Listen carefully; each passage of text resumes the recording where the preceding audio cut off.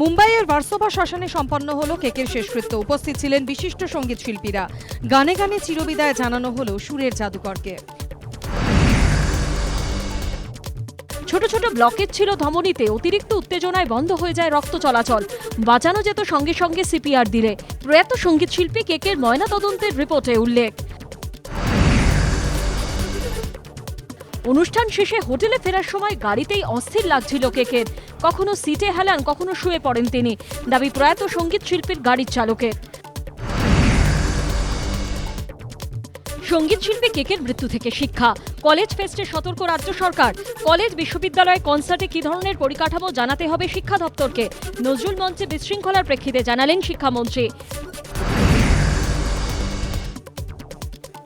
কেন্দ্রীয় সংস্থা দিয়ে কেকের মৃত্যু তদন্ত চেয়ে কেন্দ্রীয় স্বরাষ্ট্রমন্ত্রী অমিত শাহকে চিঠি সৌমিত্র খাঁর। কিভাবে কেকের মৃত্যু সুবিচার্যে চিঠি দিয়েছেন বিষ্ণুপুরের বিজেপি সাংসদ। বাংলায় এসে বেঘরে মৃত্যু হলো। অনুষ্ঠান ছেড়ে চলে যেতে চেয়েছিলেন, কলেজের নয় তৃণমূলের অনুষ্ঠান ছিল। জোর করে একের পর এক গান গাওয়ানো হয়েছে। কেকের মৃত্যুতে বিস্ফোরক অভিযোগ দিলীপের। কেকের মৃত্যু নিয়ে তদন্তের দাবি অধীর সুজনের। মৃত্যু নিয়ে কুৎসিত রাজনীতি করছে বিরোধীরা, পাল্টা কুণাল। কেন্দ্রীয়ভাবে অনলাইনে স্নাতকে ভর্তিতে শিলমোহর। সমস্ত কলেজে ভর্তির জন্য তৈরি হবে একটাই পোর্টাল। মুখ্যমন্ত্রীর অনুমোদন মিলেছে। স্বচ্ছতার স্বার্থে চলতি বছরেই কেন্দ্রীয়ভাবে অনলাইনে ভর্তির সিদ্ধান্ত। উপাচার্যদের সঙ্গে বৈঠকের পর জানালেন শিক্ষামন্ত্রী। ভোট পরবর্তী হিংসা মামলায় অনুব্রত মণ্ডলকে ম্যারাথন জিজ্ঞাসাবাদ সিবিআই এর। আজ সিজো কমপ্লেক্সে প্রায় 5.5 ঘন্টা বীরভূম তৃণমূলের জেলা সভাপতিকে জিজ্ঞাসাবাদ করল কেন্দ্রীয় গোয়েন্দা সংস্থা। করা হয়েছে বয়ান রেকর্ডও। ভোট পরবর্তী হিংসা মামলায় সিবিআই জিজ্ঞাসাবাদের পর চিনার পার্কের বাড়ি ফিরলেন অনুব্রত মণ্ডল। কাল শারীরিক পরীক্ষার জন্য যেতে পারেন এসএসকেএম হাসপাতালে, খবর সূত্রের।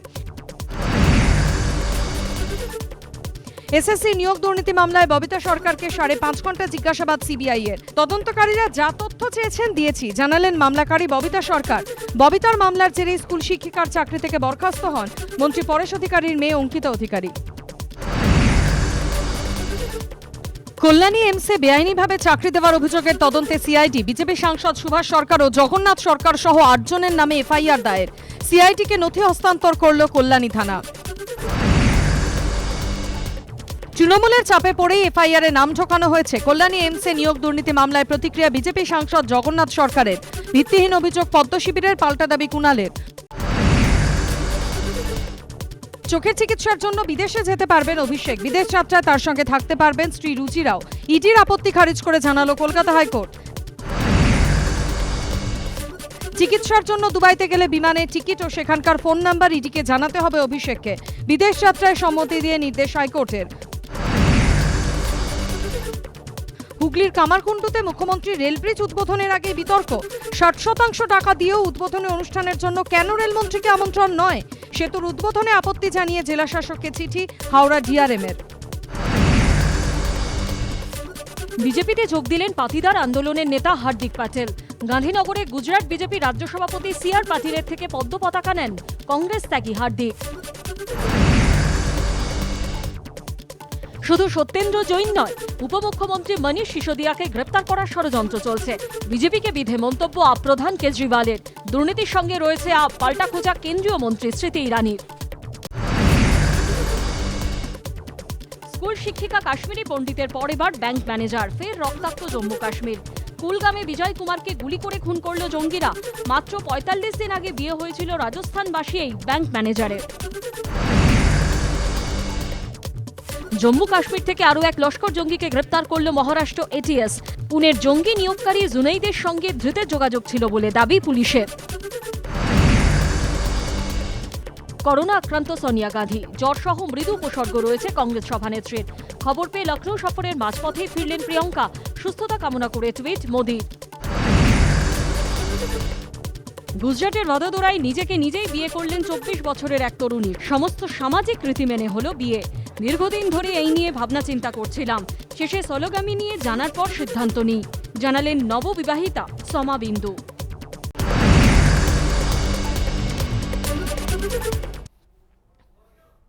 আসছে বিস্তারিত খবরে। ভোট পরবর্তী হিংসার মামলায় অনুব্রত মণ্ডলকে ম্যারাথন জিজ্ঞাসাবাদ। আজ বেলা 11:15 নাগাদ সল্টলেকের সিজিও কমপ্লেক্সে পৌঁছন বীরভূমের তৃণমূল সভাপতি।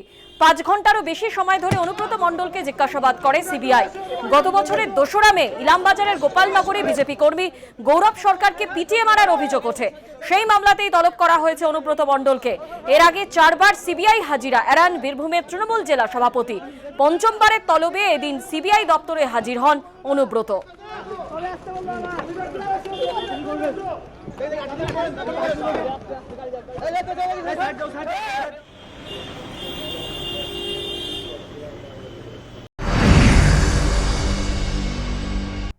অনুব্রত মণ্ডল কিছুক্ষণ আগেই কিন্তু চিনার পার্কের এই ফ্ল্যাটে ঢুকলেন। প্রায় দীর্ঘ 5.5 ঘন্টা ম্যারাথন জিজ্ঞাসাবাদের পরে সিজিও কমপ্লেক্স থেকে তার এই কনভয় বেরোয় এবং সেখান থেকে সরাসরি তিনি চলে আসেন চিনার পার্কের ফ্ল্যাটে।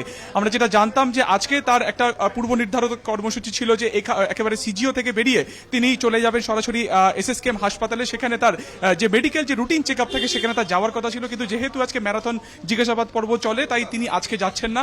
আগামীকাল তার এসএসকেএম হাসপাতালে যে রুটিন চেক আপ হওয়ার কথা তিনি যেতে পারেন, এমনটাই তার আইনজীবী সূত্রে আমরা জানতে পারছি। 2 মে ফল প্রকাশের দিনকে গৌরব সরকার তাকে পিটিয়ে হত্যা করা হয়েছিল। সেই ঘটনাতে তাকে কিন্তু বারংবার ডাকা হয়েছিল অনুব্রত মণ্ডলকে।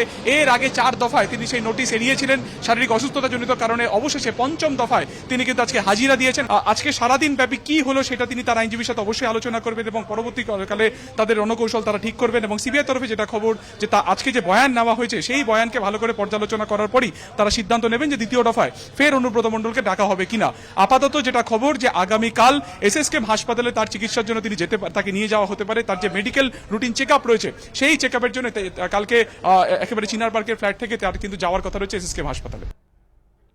আর বেশি দিন পার পাবেন না। অনুব্রতকে সিবিআই জিজ্ঞাসাবাদ নিয়ে মন্তব্য দিলীপ ঘোষের। ঘাড় ধরে না নিয়ে গেলে সিবিআই কিসের জন্য আছে, মন্তব্য সুজন চক্রবর্তীর।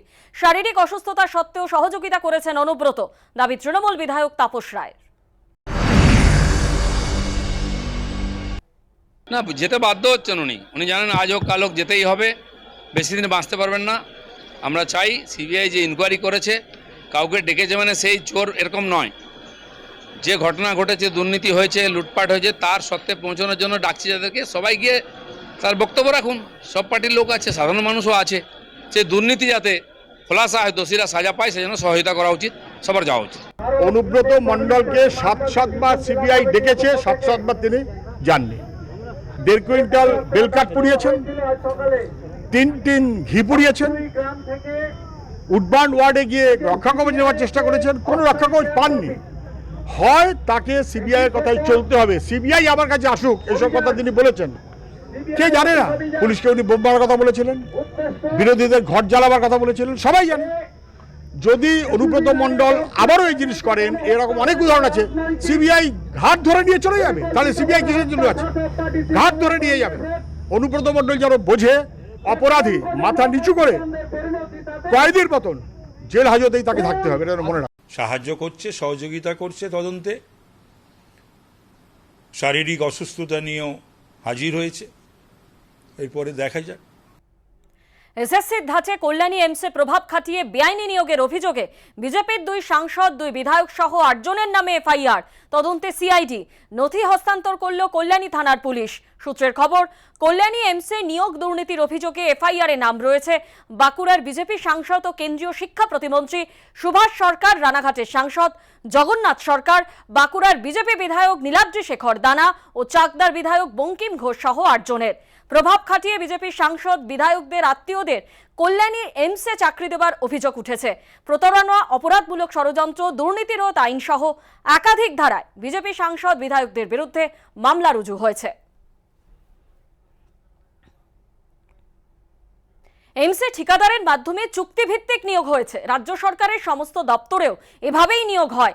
আমার পুত্রবধূ আবেদন করে চাকরি পেয়েছে, এর সঙ্গে আমার কোনো যোগ নেই, দাবি বিজেপি বিধায়ক বঙ্কিম ঘোষের।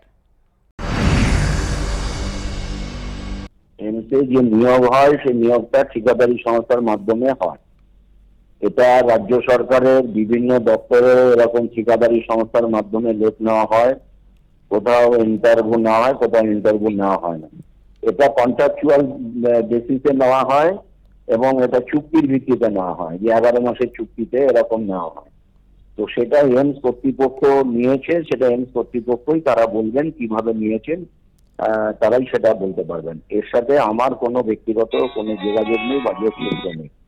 সে অ্যাপ্লাই করেছিল, অ্যাডভার্টাইজমেন্ট হয়েছে, অ্যাপ্লাই করেছিল ঠিকাদারি সংস্থা, তারা যদি যোগ্য মনে করে থাকে হয়েছে। এটার সাথে আমার ইনভলভমেন্ট নেই, আমার এই নিয়ে কোনো বক্তব্য নেই। এইমসের নিয়োগ বিতর্কে বিজেপি, টুইটে আক্রমণ শশী বাজার। নরেন্দ্র মোদী বলতেন দুর্নীতিকে কোনোভাবেই বরদাস্ত করবেন না, কিন্তু বঙ্গ বিজেপি নেতৃত্বই এখন দুর্নীতিতে জড়িত। এতে অবাক হবার কিছু নেই। বাংলার মানুষ বিজেপির এজেন্ডাকে সম্পূর্ণভাবে প্রত্যাখ্যান করেছে। এইমসের নিয়োগ বিতর্কে বিজেপিকে আক্রমণ শশী বাজার।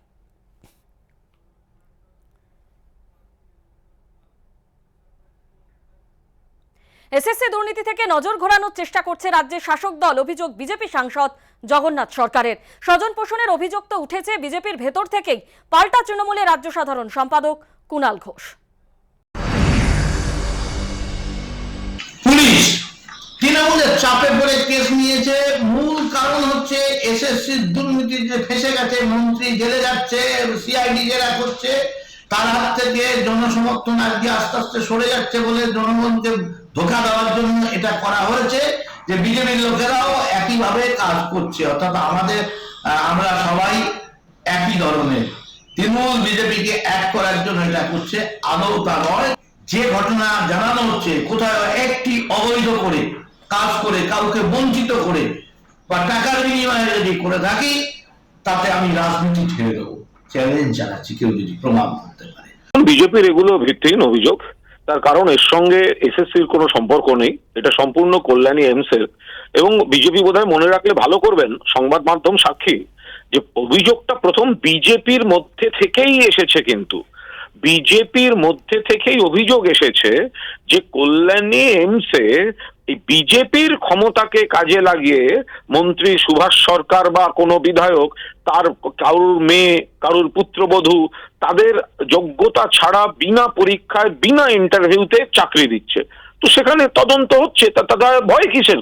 সেখানে পাল্টা বা এসএসসির পাল্টা, এই কথাটা আসছে কোথার থেকে? এইমস, কল্যাণী, সেখানে অনিয়ম হয়েছে এবং আওয়াজটা বিজেপির ভেতর থেকেই প্রথম উঠেছে। ফলে সেখানে একটা আইনের পথে চলবে, তদন্ত হচ্ছে। দুর্নীতি ইস্যুতে বিজেপি তৃণমূলকে এক সারিতে রেখে আক্রমণ করলেন সিপিএম এর রাজ্য সম্পাদক মোহাম্মদ সেলিম।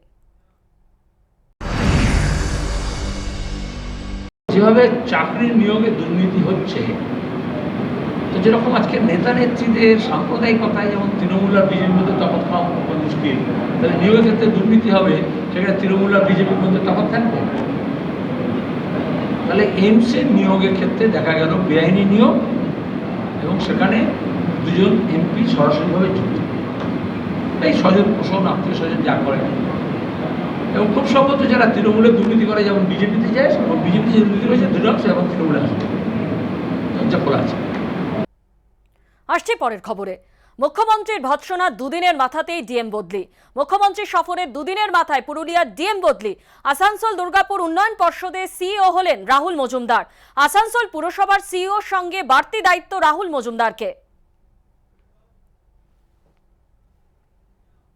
আমার পার্টির লোক হলে আমি 4 থাপ্পড় মারতাম, এবং তাদের শাসন করার আমি সব সময় করি। আমরা দেখে নিচ্ছি। যে দোকান দুটোর নাম বললাম, এখনো গিয়ে এনকোয়ারি করেছো না পালাতে সুযোগ দিয়ে দিয়েছো ঝাড়খণ্ডের বর্ডারে? আমি কথা বলছি এখানে, তোমার পুলিশ চলে যাবে, গিয়ে এনকোয়ারি করবে। পুলিশি জুলুমের অভিযোগে মঙ্গলবার থেকে টালিগঞ্জ গড়িয়া রুটের অটো বন্ধ রেখেছেন চালকরা। এর জেরে চরম দুর্ভোগে পড়েছেন যাত্রীরা। সমস্যা সমাধানে প্রশাসনের সঙ্গে বৈঠকে বসার কথা অটো চালকদের। টালিগঞ্জ গড়িয়ার ব্যস্ত রুটে 3 দিন ধরে বন্ধ রয়েছে অটো। চরম দুর্ভোগে পড়েছেন যাত্রীরা।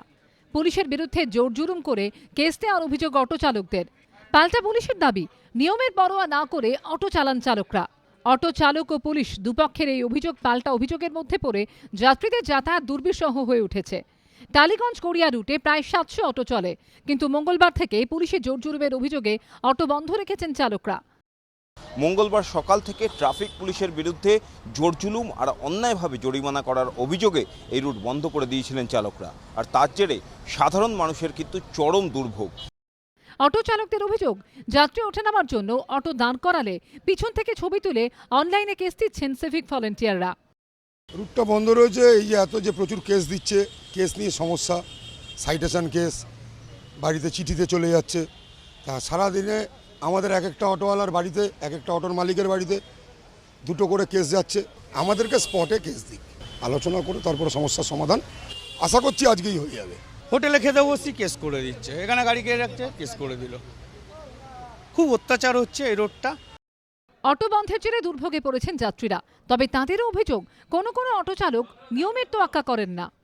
কিছু প্রবলেমের জন্য অটোটা বন্ধ, হ্যাঁ 3 দিন ধরে বন্ধ, কিছুটা দোষ এদেরও আছে। অটোয় যেতাম, পল্লীশ্রী কোথায় চলছে না তো, কালকেও নাকি চলেনি, দাঁড়িয়ে আছি প্রায় 20 মিনিট হয়ে গেল। অটো বন্ধ থাকায় যাত্রীদের ভরসা বাস, ফলে সেখানে চরম ভিড়। ব্রতদীপ ভট্টাচার্য রিপোর্ট, এবিপি আনন্দ, কলকাতা।